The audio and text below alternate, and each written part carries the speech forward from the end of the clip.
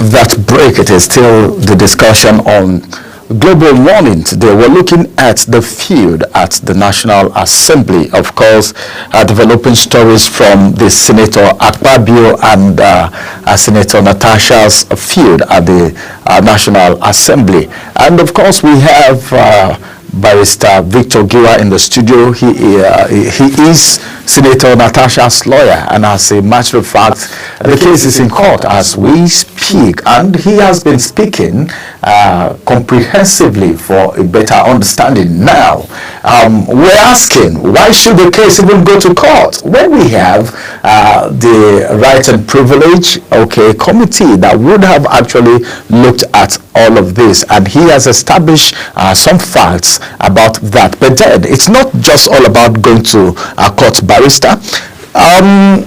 Someone says something, and she's a lady, she's a female activist, because as a matter of fact, whether you like it or not, a lot of people came for Ireti when she made that statement, a lot of women, and it was everywhere that she wasn't supporting Senator Natasha as a woman, that women don't have voice, how many of them in the chamber, how many of them are speaking, and all of that. Now, it is not all about going to court, it's all about evidences. In one of the publications that we saw that is in the public domain, there is this claim that there are a lot of evidences that she has. Now, it is not easy, all right, to actually put forth evidences for sexual harassment, because these things mostly happens between just two parties, and sometimes it happens without a pre-information, a pre-notice that is going to happen. So there is there are so many things to it. So as a lawyer representing, in fact, you are Senator Natasha Akpoti-Oduaghan's lawyer as it is right now, and the case is in court. What will happen if there are no evidences, or can we say there are enough evidences that must have given you the strength to go to court? Okay, well, like I've also been saying,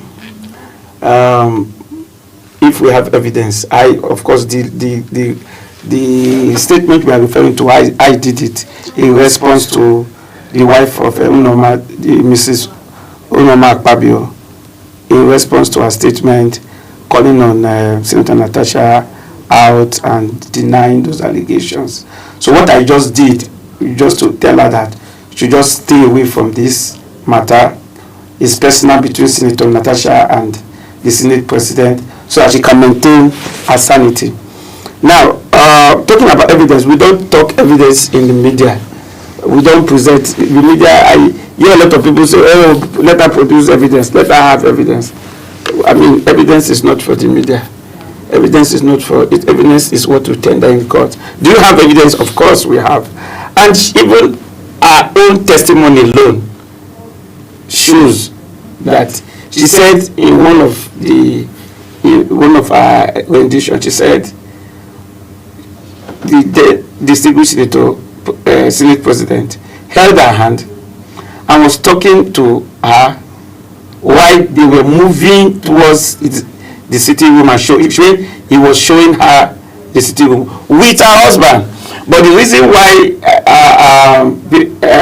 the husband did not get the full gist, of course, I know the husband very well. He's a very busy man. He's a businessman.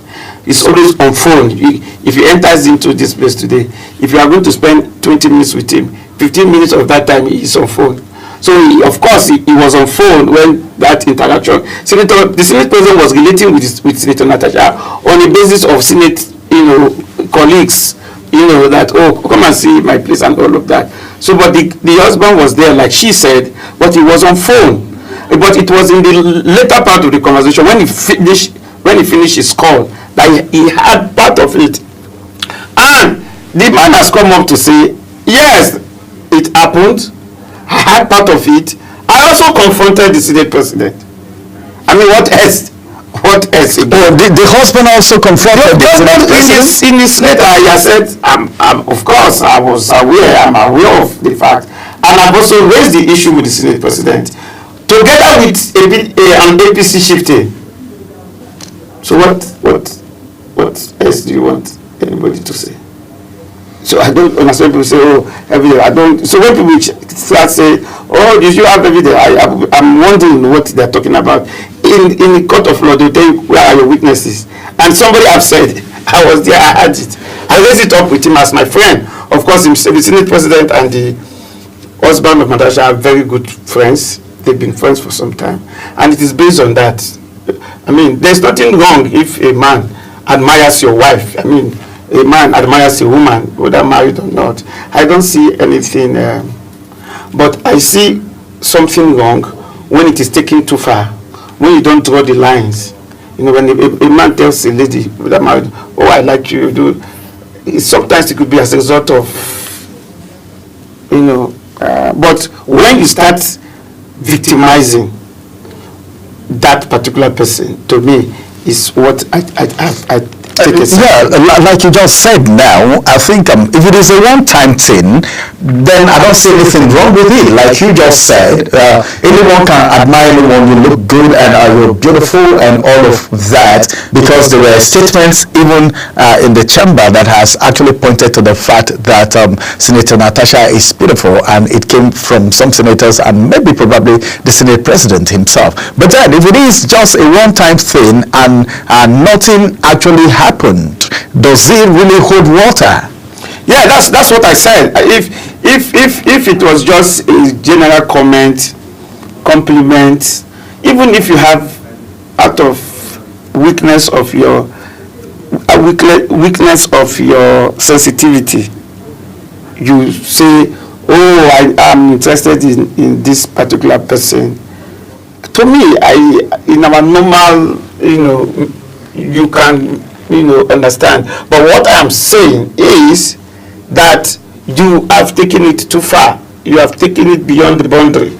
You have taken step to start, in my own view, punishing her for our own position on that matter.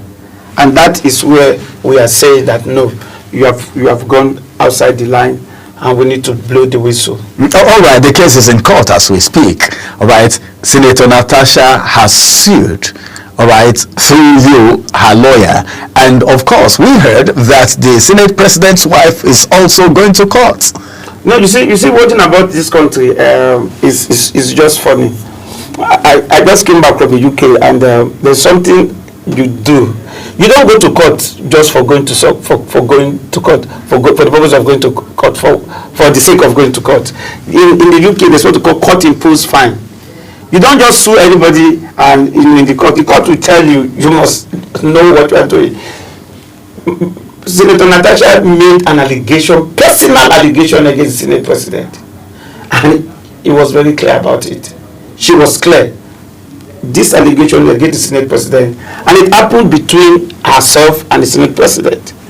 It didn't bring in the wife, it didn't bring in the family, and that is what also, you know, took my interest when I wrote to her that look, stay away from this. I would appreciate you save your sanity and allow the Senate President, who has the capacity, he has his aides, he has his friends, he has his other co-senators, to respond to those allegations.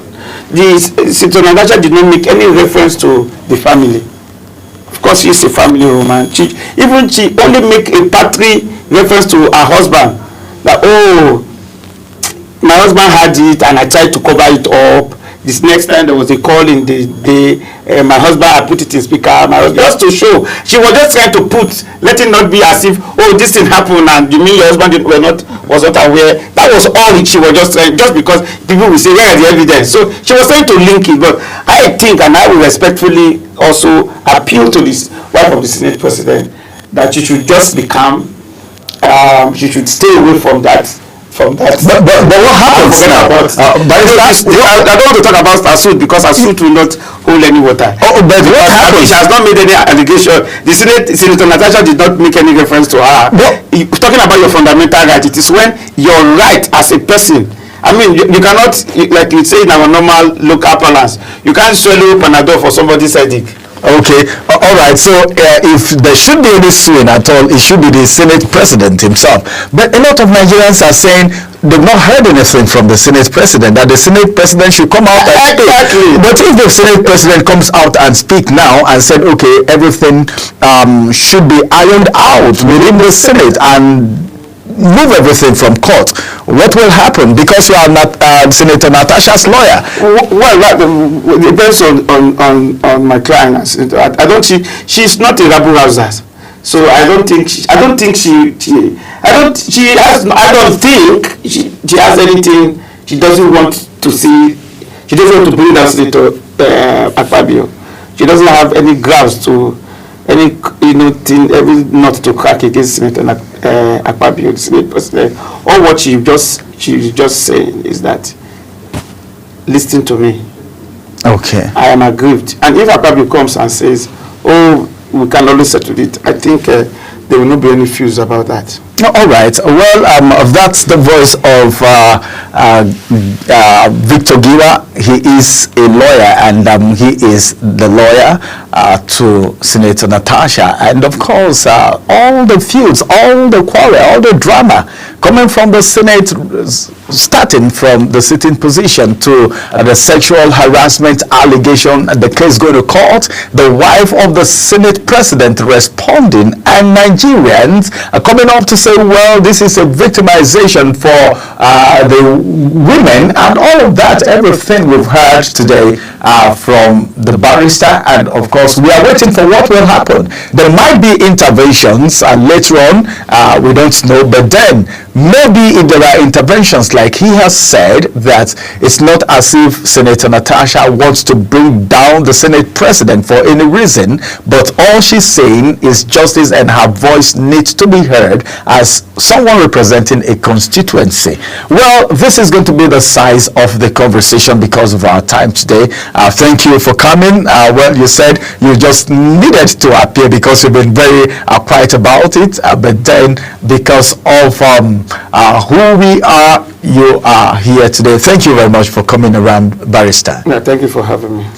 All right, so viewers, this is going to be the size of Global Morning for today. Our time is fast spent, and of course, just keep your fingers crossed and let's all see how this will unfold. But then, I think Nigeria as a country is bigger than every other situation, every other drama. So we should put Nigeria first and very good on the global map. My name is Ramsey Enoch. A very wonderful day to all our viewers out there. Many thanks for watching.